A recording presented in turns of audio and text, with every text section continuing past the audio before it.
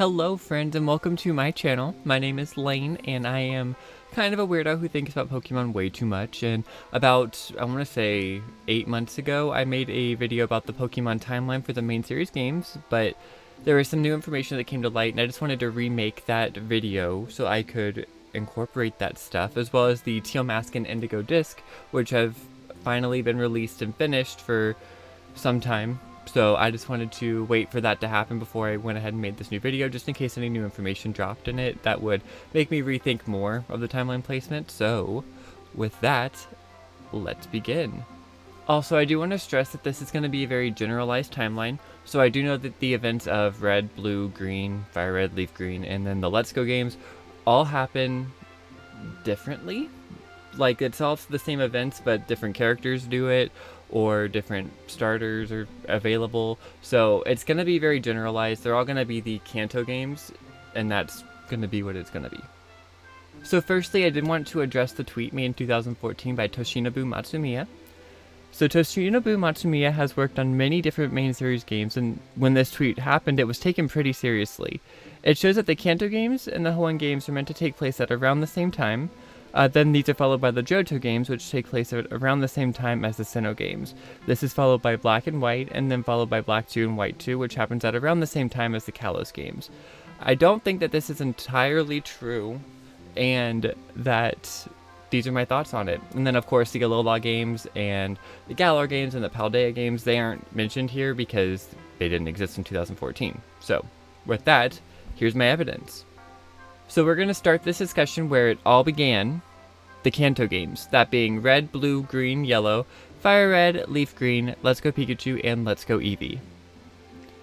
So we do know that these games are followed directly by the Johto games due to a decent bit of evidence, biggest being that we were actually able to revisit the Kanto region in the post-game, and we're able to see that characters have actually grown, gotten different positions, and the region itself has actually changed. Examples being your rival in Generation 1, Blue, becoming a gym leader, the former gym leader Koga becoming an Elite Four member, and then of course the former Elite Four member Lance now becoming champion of the Indigo Plateau.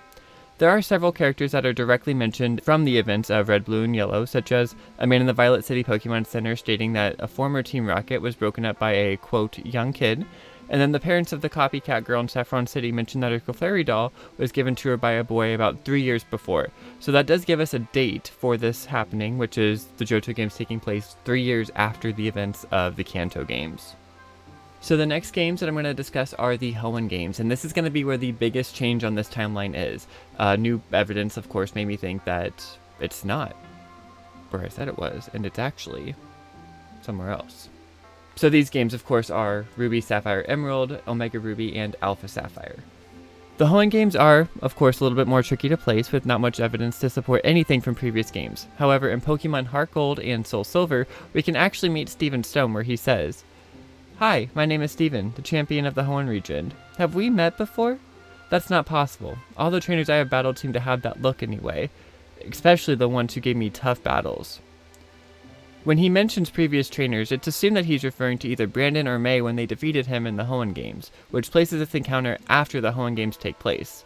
Him referring to himself as a champion of the Hoenn region would still imply that he is a champion. However, he does appear in the champion tournament later in Black 2 and White 2, so I think him just calling himself a champion is just him referring to himself as the title still, and that shouldn't negate any of this information. Initially, I was going to place these games at the same time as the Kanto games, based on one thing, the existence of Deoxys. For those of you who are aware, Deoxys is a mythical Pokemon introduced in the Generation 3 games by event only. The only game that Deoxys will appear naturally in the story is in the Omega Ruby and Alpha Sapphire as part of the Delta episode, where it's not an event Pokemon. And this is as part of the meteorite shower coming to hit Earth. I think that this would be represented as a meteorite landing during the Deoxys event on Birth Island, in which you're able to capture this Pokemon in Fire Red and Leaf Green, as well as Emerald.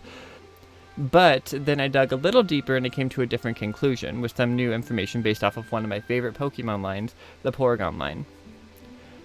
So we do know for a fact that Porygon was created by Silph Company right before the events of the Kanto games.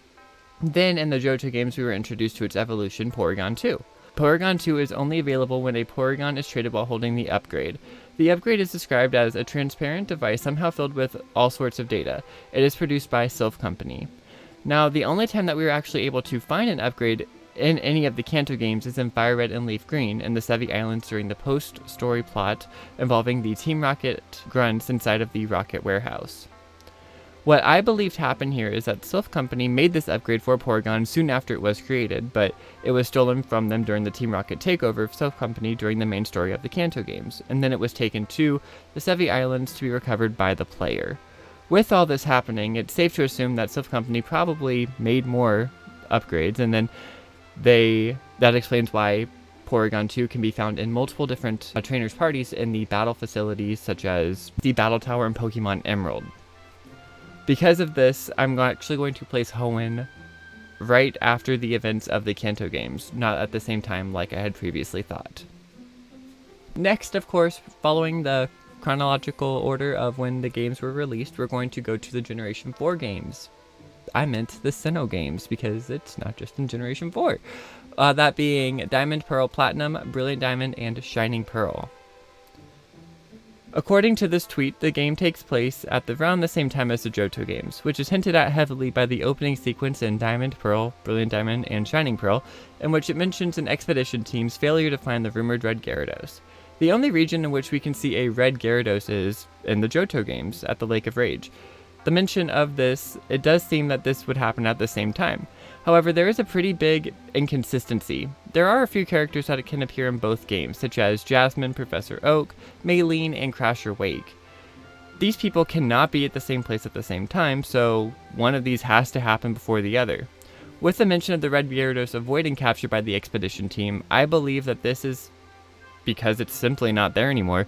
It's been captured by the protagonist of that game, being Ethan, Lyra, or Chris, and then this would actually place the Sinnoh games directly after the Johto games, super close after.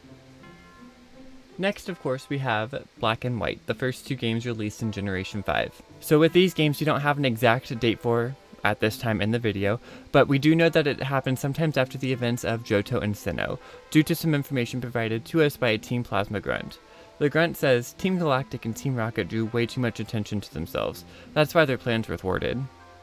Beyond this, we do know that there is a reformed member of Team Rocket living in Icarus City. He is believed to be the lone Team Rocket grunt who stole the machine part from the Kanto power plant.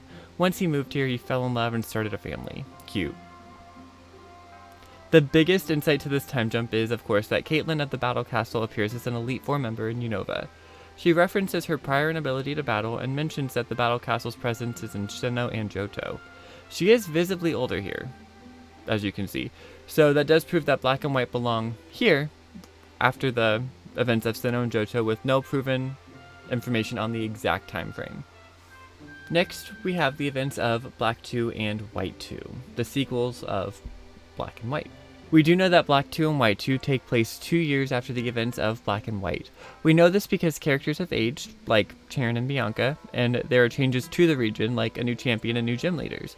We also see in Icarus City that there's a married couple that used to be members of Team Magma and Team Aqua, showing that forbidden love is possible. And that this has to happen after the Hoenn games. We do get the exact time frame from several NPCs, but we do have this quote from N that states the time frame exactly. On that day, 2 years ago, a certain trainer and elder taught me something. By accepting different ideas, the world creates a different chemical reaction. I'm not going to read the rest of it, you guys can read it though. But this does place the events of Black 2 and White 2, 2 years after the events of Black and White. Next up, we have X and Y, the Kalos games. So we know that these games probably happen at around the same time as Black 2 and White 2 due to quite a few different facts. A male Pokemon breeder in the Magenta Plaza Pokemon Center mentions that Team Plasma was, quote, making news a while back in the Unova region. This statement lets us know that this happens after Black and White at the earliest. There is a tourist eating outside of a cafe in Lumio City, and she mentions having visited the cafe in Stryton City, which has been fully renovated into a cafe instead of a gym before Black 2 and White 2. Finally, one of the items that the player may be asked to find during the Lost and Found job at the Hotel Richimise is a Bryson Man figure. The Bryson Man movie series is something that you as the player can be a part of in the Pokestar studio in Black 2 and White 2. Companies often will release toys when a movie is released as promotional options, so it's not unheard of for this to happen. So given all of these facts, it's pretty safe to say that this actually will happen not at the same time as Black 2 and White 2, but shortly after. Continuing right along, we have the Alola games, that being Sun, Moon, Ultra Sun, and Alternate Moon. With this being a celebration for Pokemon's 20th anniversary, they brought back a lot of different characters, and have aged them from their initial appearance. We have the original protagonist and rival, Red and Blue, Annabelle, Grimsley, Colress, as well as many other characters. Colress in the post-game of Ultra Sun and Ultra Moon refers to Getsis of Rainbow Rocket as not being the one that he knew, so this does confirm that this Colress knew Getsis. He also helps the Ultra Recon Squad by developing 2 devices, which are modified versions of the Colress machine for fusing and defusing Nezchroma with Solgaleo and Lunala.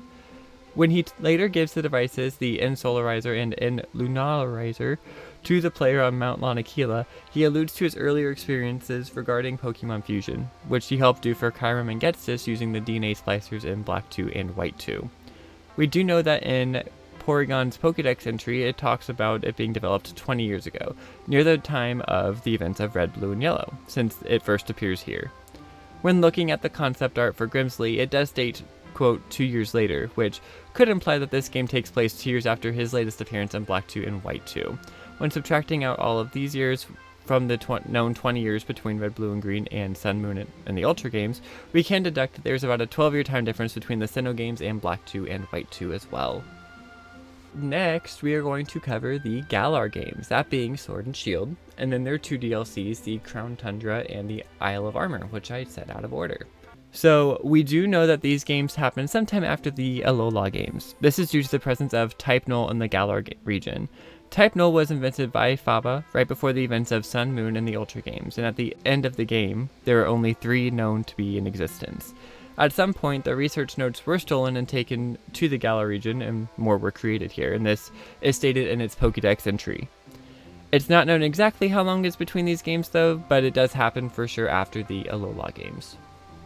Next up, we have Legend Arceus. Excuse me, Arceus? Weird. Legend Arceus does take place before the events of Diamond and Pearl, due to the player from these games actually being sent back in time. We do know that this is the Sinnoh region, and it has not yet been formed, still being referred to as the Hisui region, and as well as modern Pokeballs not yet being formed. We do know that this game takes place less than 500 years before Diamond and Pearl due to its Pokédex entry stating that Spirit Tomb was sealed into the Odd Keystone at this point in time, and it being present in these games. Next, I'm actually going to discuss the latest additions to the Pokemon series, that being Scarlet and Violet, and its 2 DLCs, the Indigo Disc and the Teal Mask. I almost mixed them up. I personally enjoyed the DLC way more than the story of Scarlet and Violet. I just think that the characters are better. I liked the regions, Kitakame, and the terrarium. I just think were beautifully done, and yeah, fight me on it. Oh, I would love to hear your thoughts on that in the comments. There is a mention of the book that Sonia, the character from Sword and Shield, was working on writing, and that you, the character, receive at the end of Sword and Shield. Since this book talks about the events of Sword and Shield, we can conclude that this happens at the end of the timeline after the events of Sword and Shield. We do know that the Teal Mask is canonically supposed to have happened during the events of Scarlet and Violet, due to characters such as Carmen and Kieran actually having teams that are lower level, around the late 20s, early 30s. And this does line up with the levels of Larry's gym leader battle, so we can tell it's supposed to happen during the game, not after the game. They also do, of course, have the stronger level teams that if you decide to play after the main story, you'll get somewhat of a challenge from. And honestly, why would the developers include these lower level teams if that wasn't the intended purpose for them? Just some food for thought. However, with the Teal Mask ending in a to-be-continued state, and since we do know that the main story of Scarlet and Violet do need to be completed for the Indigo Disc to be playable, we can conclude that this game happens, or that this part of the DLC happens directly after the events of Scarlet and Violet. Even though technically, it happens during the events. It's kind of a confusing thought process with it, but it's fine. It happens here in the timeline. Thank you guys so much for hanging out with me today. Give me your thoughts on anything here. I do love to listen and read your comments. I'm probably going to actually make another video here in a little bit with some of the side series. and where they fall in this timeline. So, any future updates on this part of the timeline with the main series, I'm probably not going to make a full video for, so don't worry about that. But it's going to be just like an update in one of the other videos. So, stay tuned for the Ranger series in the next one, that being Pokemon Ranger, Shadows of Almia, and Guardian Signs. Oh goodness, it's been a minute. Other than that, you guys have a great rest of your day, and don't forget to like, subscribe, and follow on my other social media. There we go. See you in the next one.